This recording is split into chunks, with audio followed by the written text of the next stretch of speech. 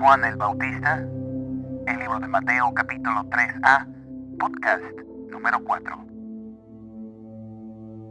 En aquellos días vino Juan el Bautista predicando en el desierto de Judea, y diciendo: Arrepentíos, porque el reino de los cielos se ha acercado. Pues este es aquel de quien habló el profeta Isaías cuando dijo: Voz del que clama en el desierto, preparar el camino del Señor, enderezar sus sendas. Y Juan estaba vestido de pelo de camello y tenía un cinto de cuero alrededor de sus lomos, y su comida eran langostas y miel silvestre. Y salía a él Jerusalén y toda Judea y toda la provincia de alrededor del Jordán, y eran bautizados por él en el Jordán, confesando sus pecados. Al ver que muchos de los fariseos y de los saduceos venían a su bautismo, les decía: Generación de víboras, ¿quién os enseñó a huir de la ira venidera? Hacer pues frutos dignos de arrepentimiento, y no penséis decir dentro de vosotros mismos: a Abraham tenemos por padre, porque yo os digo que Dios puede levantar hijos a Abraham aún de estas piedras.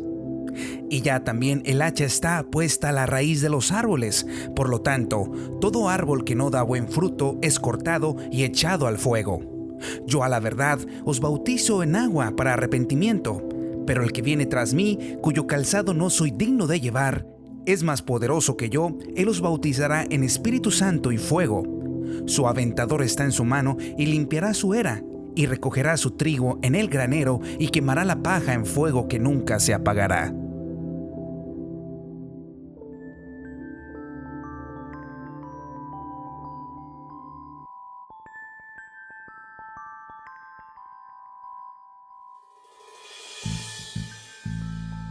Como hemos escuchado, Juan predicaba en el desierto de Judea, al este del Mar Muerto, en el río Jordán, y su enfoque principal era el arrepentimiento con el bautismo en agua. La palabra arrepentimiento tiene un significado de regresar, de dar la vuelta, de dar un giro de 180 grados hacia Dios, hacia su palabra, ya que en aquel tiempo los judíos que manejaban el templo se habían desviado, poniendo como mandamientos costumbres de hombres. Esto lo encontramos en Mateo 15 del 8 al 9. La frase "el reino se ha acercado" nos ilustra la creencia que tenían los judíos respecto al reino teocrático, el cual derrocaría a Roma y cualquier opresor de su pueblo a través del Mesías. Esto lo vemos en Daniel 2:44, donde nos dice: Y en los días de estos reyes, el Dios del cielo levantará un reino que no será jamás destruido, y será el reino dejado a otro pueblo. Desmenuzará y consumirá a todos estos reinos, pero él permanecerá para siempre. Este es un reino celestial. Juan nos está diciendo que el reino celestial, el reino eterno, el reino invencible se ha acercado. Y se está acercando porque Juan estaba preparando el camino de nuestro Señor Jesús. Juan es considerado como el profeta que vendría a preparar el camino del Señor. Según nos dice Isaías 43, donde cito: Voz que clama en el desierto, preparar el camino del Señor, enderezad sus sendas. Cierro cita. Mateo quería dejar claro que Juan era un profeta de Dios, aquel que vendría antes del fin, como nos dice Malaquías. En esa otra profecía, Malaquías 4:5 dice: He aquí, yo os envío el profeta Elías, antes que venga el día de Jehová grande y terrible. Aunque la parte de grande y terrible aún no se cumple, pues nuestro Señor Jesús vendrá por segunda vez a cumplir este juicio, Juan nos declara que esta voz del desierto es para arrepentimiento, el cual endereza el camino del Señor. En la antigüedad, cuando los reyes viajaban de visita a sus poblados, enviaban heraldos y siervos delante de ellos preparando el camino del rey, ya que los caminos nunca estaban en buenas condiciones y era necesario aplanarlos y enderezarlos para el paso del rey. Iban proclamando el paso del rey, echando voces: ahí viene el rey, Dios salve al rey. Inclusive hoy en día los presidentes y gobernantes del mundo hacen precisamente lo mismo, abriendo paso al gobernador o al presidente entre sus calles y carreteras, proclamando el paso del presidente: ahí viene el presidente, Dios salve al presidente. En el caso de la predicación de Juan, nosotros somos el camino que debe de enderezarse, el pueblo que debe doblar rodilla ante su majestad, aquellos que debemos llegar a un arrepentimiento, a un giro de 180 grados hacia Dios, alejándonos de nuestro camino y yendo al camino que el Señor quiere para nosotros. y Juan es el heraldo, aquel hombre que trae la estrategia de arrepentimiento para cuando llegue el rey y su justicia. También escuchamos que Juan usaba una vestimenta muy peculiar. Él se vestía de piel de camello y ceñía sus lomos con un cinturón de piel. Esta vestimenta corresponde a aquellos piadosos que vivían afuera de la sociedad, ya que estaban en contra de los dirigentes del pueblo judío, aquellos que dirigían Jerusalén, como los escribas y los fariseos, y vivían en el desierto. Un poblado de ellos que se conoce que existió fueron los esenios, también una secta judía que se separaban de los religiosos judíos principales, de los que estaban comandando el templo en aquel entonces. Y se cree que Juan posiblemente pertenecía a esta secta, a este camino de los esenios. Pero al mencionar Mateo a Juan con la vestimenta, más bien alude a la vestimenta que usaba Elías. Y esto lo encontramos en 2 de Reyes 1:8, donde nos dice que Elías tisbita vestía con un vestido de pelo y ceñía sus lomos con un cinturón de cuero. Estoy seguro que Mateo, al agregar esta información al Evangelio, quería llevarnos a otra prueba de que Juan traía el espíritu del profeta Elías. También escuchamos que su comida era miel silvestre y langostas. Las langostas son una clase de saltamontes. Esta dieta también era practicada por los esenios y era principalmente para evitar la comida inmunda. Era una clase de voto que hacían los hombres que dedicaban su vida al servicio de Dios. Juan llevaba una vida muy piadosa, conforme a su época, y es interesante que era muy diferente a la vida que llevó nuestro Señor Jesús, ya que mientras Juan vivía apartado de la sociedad y sus costumbres, Jesús vivió entre los hombres pecadores, llevando las buenas nuevas a toda esta población. También escuchamos que salían a Juan de Jerusalén y de toda Judea y de toda provincia alrededor del Jordán, y eran bautizados por Juan en el Jordán, confesando sus pecados. El bautismo no era algo nuevo que estuviera proclamando Juan. De hecho, era algo muy común que practicaban los judíos. Era una clase de baños de purificación que acostumbraban los judíos para purificarse. Pero había una clase de bautismo con el cual los no judíos que se estaban convirtiendo al judaísmo se bautizaban para ser parte del pueblo. Se sumergían completamente en el agua enfrente de su maestro y salían ya siendo pueblo de Dios. Este bautismo no lo practicaban los judíos de nacimiento, ya que ellos eran pueblo de Dios al nacer de sus padres judíos, recibiendo la circuncisión a los 8 días y siguiendo la ley de Moisés adecuadamente. Pero cuando Juan predicaba esta clase de bautismo a los judíos de nacimiento, se sentían ofendidos, ya que ellos se consideraban pueblo de Dios porque venían de la sangre directa de Abraham. Y es en esto donde Juan los confronta diciéndoles: generación de víboras, ¿quién os ha enseñado a huir de la ira venidera? Haced pues frutos dignos de arrepentimiento, y no penséis decir dentro de vosotros mismos: a Abraham tenemos por padre.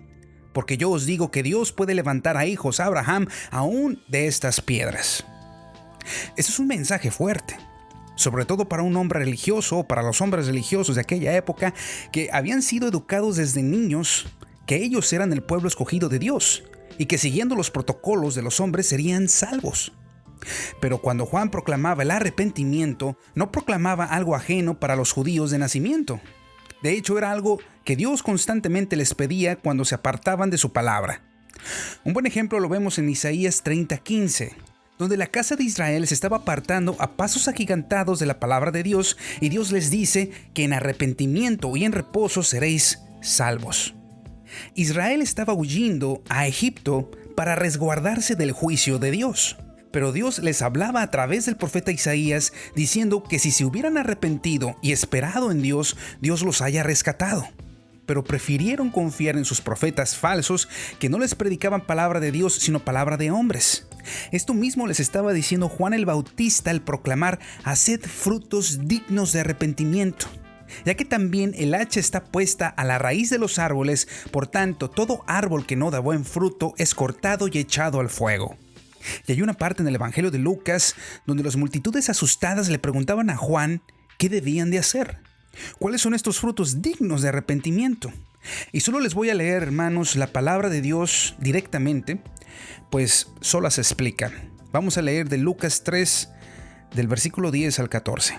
Y dice: Y la gente le preguntaba diciendo: Entonces, ¿qué haremos? Y respondiendo les dijo: El que tiene 2 túnicas, dé al que no tiene. El que tiene que comer, haga lo mismo. Vinieron también unos publicanos para ser bautizados y le dijeron: Maestro, ¿qué haremos?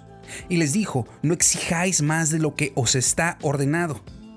También le preguntaron unos soldados, diciendo: ¿Y nosotros? ¿Qué haremos?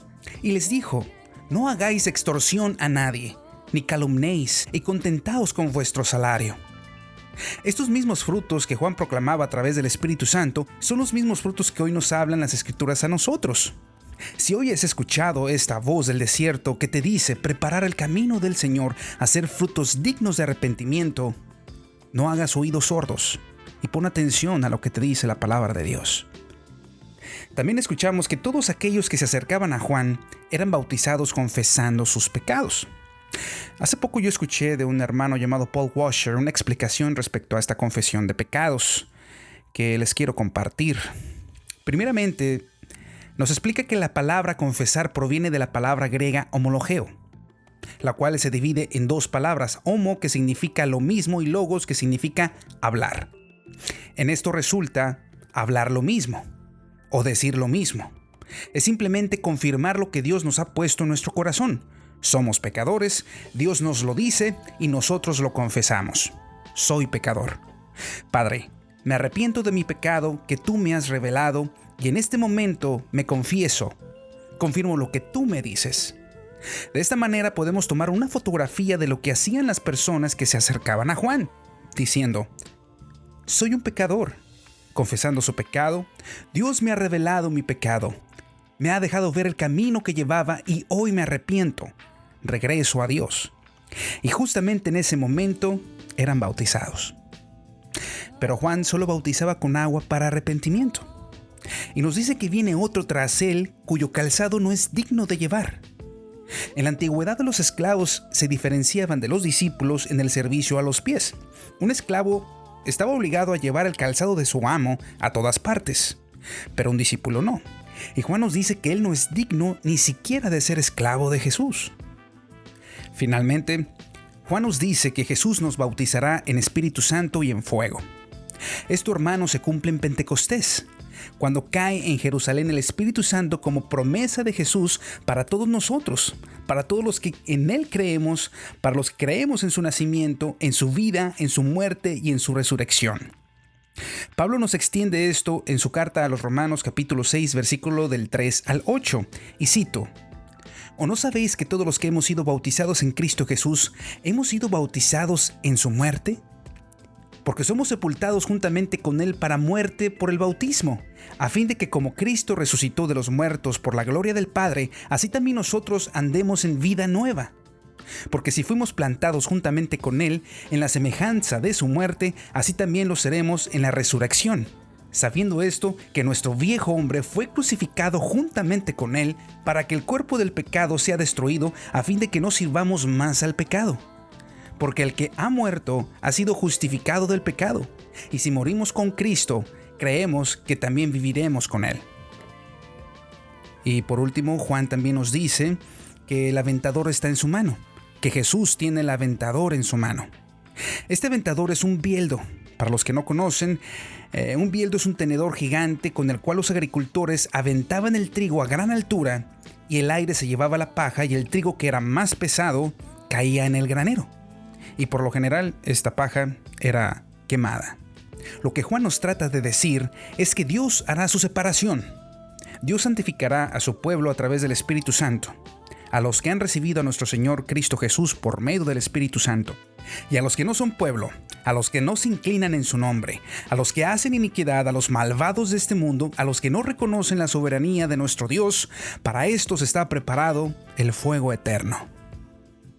Hermanos, la predicación de Juan el Bautista es una predicación fuerte, muchas veces difícil de digerir y aceptar, pero el juicio de nuestro Dios nunca vendrá sin antes advertirnos: arrepentíos y hacer frutos dignos de arrepentimiento.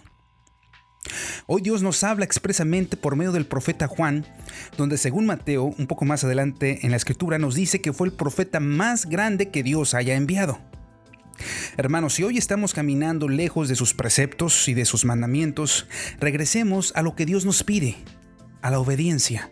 Dios no nos pide ser perfectos como lo entendemos en nuestra cultura. Él nos pide obediencia, amor por su palabra y amor a nuestro Señor Jesús, a su obra redentora. Que Dios los bendiga esta semana y nos vemos en la próxima con un poco más. Amén.